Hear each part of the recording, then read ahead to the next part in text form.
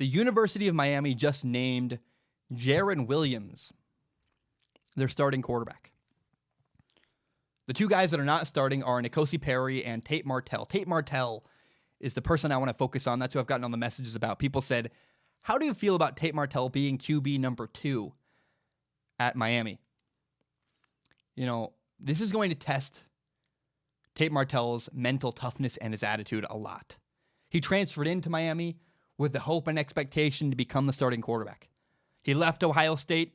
You know, Justin Fields transferred into Ohio State. He said, I'm going to leave. I want to find a place where I can try to play and get on the field. Because he would not have played at Ohio State with Justin Fields on the same roster as him. And so now that he's not going to play at Miami, he's just got a decision to make. How are you going to continue to carry forward? My hope is that he stays positive and just keeps staying ready to go. Ready and prepared for his moment. You never know when you're going to get a shot. Either Jaron Williams is going to really struggle, maybe he gets hurt. But if you're not ready for your moment, you're not going to look good and you're not going to have a good time. I really hope for the sake of Tate Martell, he just keeps working. And if you work really hard and are prepared when you get your opportunity, you can make the most of it. This was not a big dramatic moment to me. A lot of people were like, can you believe it? He did this and that. I don't care about the drama part of this. I feel for the guy, the human. And I just hope he has a good attitude. You know, my freshman year, I got beat out. My freshman year of college, 4 years ago. You know, I'm a sophomore in college now. Do the math. I dropped out for a long time. I got beat out and left college. Said I got beat out by this guy I should be starting. And I got mad and irritated and I just left and gave up. And what I learned from that experience is, man, when you run into adversity, all you can control is your attitude and your effort. I would give this advice to anybody who gets beat out. Who cares who starts week 1? You want to be the guy who's ready to finish the job. Be ready. If you ever get a chance to play, you had better be ready for your opportunity. Here's the other thing. Having a bad attitude is not going to help the situation at all. There's no gain from being negative. There's no gain from not working hard.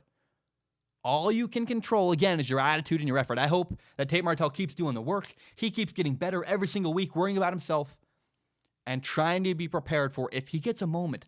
I really hope the guy's ready. I don't know. I don't really know he's an NFL quarterback. I haven't watched a ton of his film.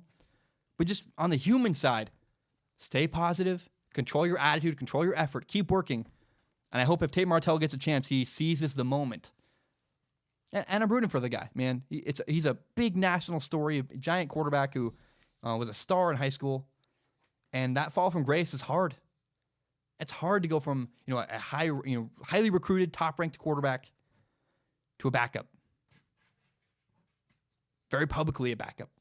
That's tough. So I'm rooting for him. And I'm wishing Tate Martell the best. I'm rooting for him. I'm going to watch his story this year. And if he gets an opportunity, you bet I'm going to cover it and be excited and report about it. And I hope if he does get his chance, he's ready and seizes the moment. My name is Zach Schomler. This is my podcast, Strong Opinion Sports. It is my favorite thing in the entire world.